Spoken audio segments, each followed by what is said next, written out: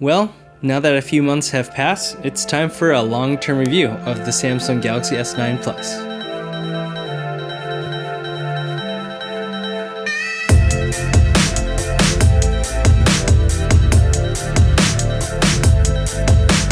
Hey friends, this is Brandon here with This is Tech Today, and if you don't know me, I make honest tech reviews and how-tos. There's no question that Samsung makes some of the most stunning hardware out there, and you don't truly begin to realize it until you use it for a day and then pick up another phone. It just feels premium, but my only gripe about the design is actually the back. There's just something about the design of the camera, fingerprint scanner, flash layout, and outlines that I just don't care for. Now don't get me wrong, I think the color options are really great, but for some reason, I just like the plain design of the Pixel 2 and 2 XL. Now as for durability, you may have noticed that my fingerprint scanner has a mark on it. The top layer of coating on the fingerprint scanner just fell off. It still works as good as it did before that part flaked off, but it's not unreasonable for you to hope that it holds up better with less than 3 months of use. Otherwise, everything seems to be holding up pretty well. Now, for the camera, and you all know this, you probably won't be disappointed by it. And I have a really in-depth camera review that I made for the Android Police channel, which you can check out up here. I recently went to a wedding, and with the sun shining in the background, I still managed to get a decently exposed shot. So the software is doing a great job. Having the telephoto lens is super helpful, but I would personally prefer a wider angle lens instead. In comparison to the Pixel 2 XL, images seem to have a bit of a blotchy painted look to it when viewed at 100%, and it doesn't seem to produce as much of a pleasing picture without edits. The higher aperture lens feature is super helpful for low light, but at the risk of getting a softer image. Where it really shines is with video, with its great low light capabilities, image stabilization, and quality stereo audio recordings.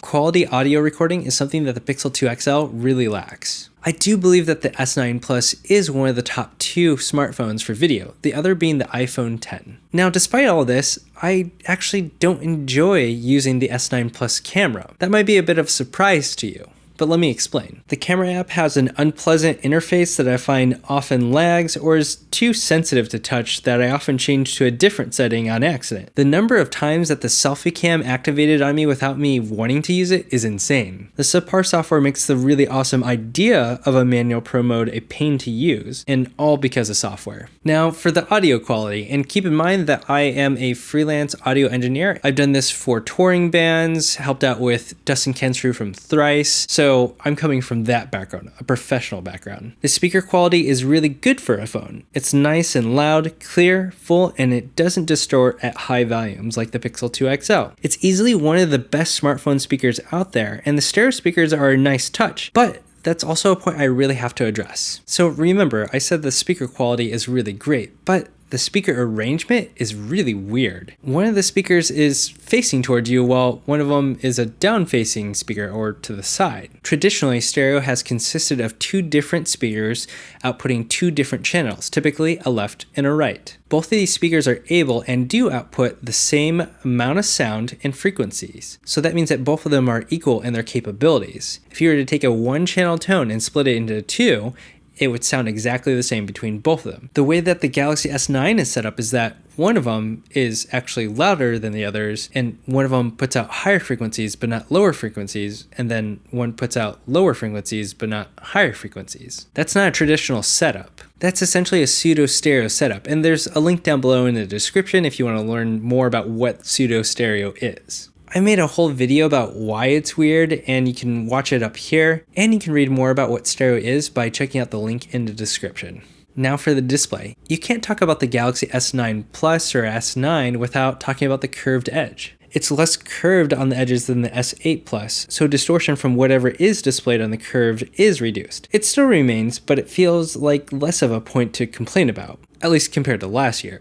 It's had a good balance of providing that wow factor without being distracting. The screen is incredibly bright, brighter than last year, and easily visible in the sun most of the time. The contrast is amazing as you would expect from an AMOLED panel, and it has the saturated colors that Galaxy devices are known for. The viewing angles are great without any sort of drastic color shifting. Overall, I think it's a great screen that most people would enjoy, and I even think it's really good. But that doesn't mean it's perfect. One thing that I noticed is that the black smear shows up at 50% or lower. And the black crush on the panel is worse than last year's Galaxy devices and even the Samsung panel found in the regular Pixel 2. I made a whole video about all of these issues and you can check it out up here. Supposedly they did have a fix for this black crush, but that would require software updates, right?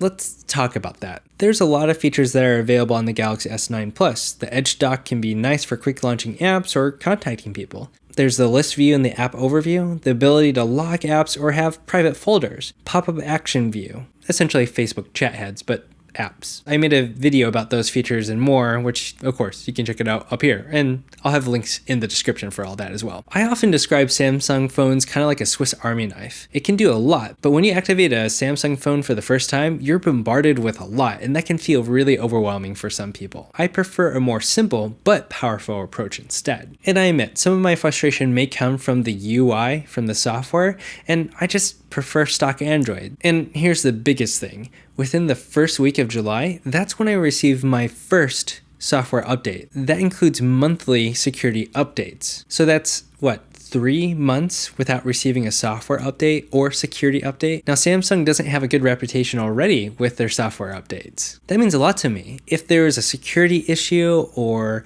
a software issue like the display or the lag and freezing that you may have, you might not get an update, and if you do, it might take a while. And that brings me to another point.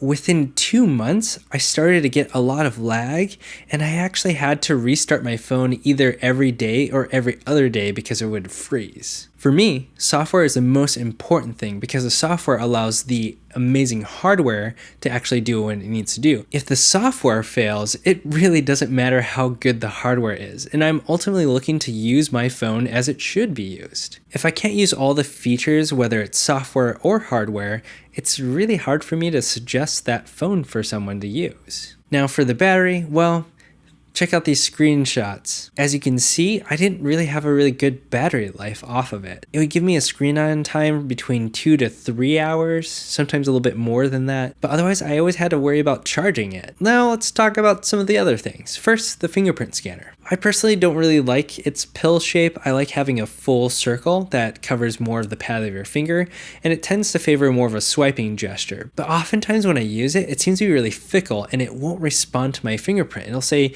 wipe off the fingerprint scanner, and I'll wipe it off and it'll still say that there's an issue. And on top of that, if you look at this video right here, it lags a lot. I've used a facial recognition thing and it is helpful, but it's still not really fast. It's kind of finicky. And sometimes I just have to resort to using the PIN number because both the facial recognition and the fingerprint scanner is not working.